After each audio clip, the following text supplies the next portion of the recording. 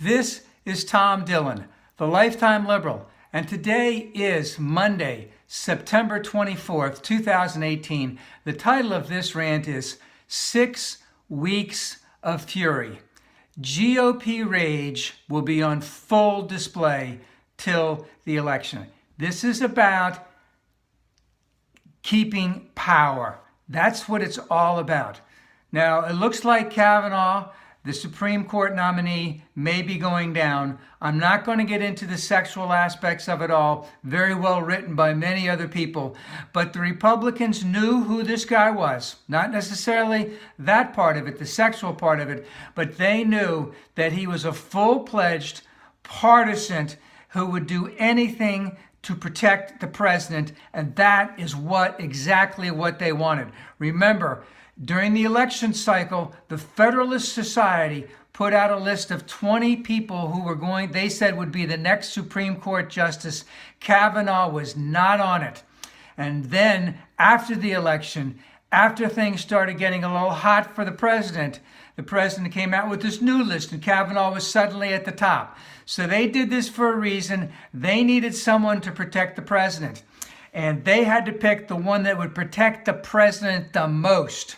Okay? And basically, what this is also saying is that everyone on the Republican side knows that this president is in deep, deep shit.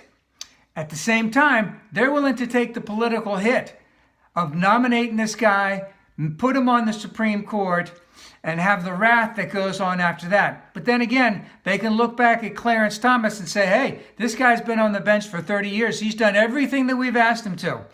And we knew he was going to be problems, and we took the hit on it. Question is, will that affect the election?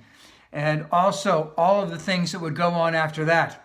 So the other part is that everything that's going on right now in terms of RussiaGate is expanding in the sense that the tentacles are going further and further out as they're finding more and more conspiracies between people in the election and the Russians. And at the same time that it's expanding outward, it's contracting in the sense that it's getting closer and closer to the president. So that right now, we're basically only looking at Donnie Jr., who could be the next one indicted, because you already have Manafort, who was convicted, and Cohen that was convicted, and they're going to sing, and other people are singing, and this will get directly to the president. So that's another reason why they need Kavanaugh. So, and what is really happening right now, because now we have word that Rosenstein might resign, which might have been a leak that was put out by the White House so that they can take it, because they don't want to fire him. They want him to resign. So basically, the president is in deep doo-doo, and that all roads in the RussiaGate are leading back to him, and they have lost the narrative.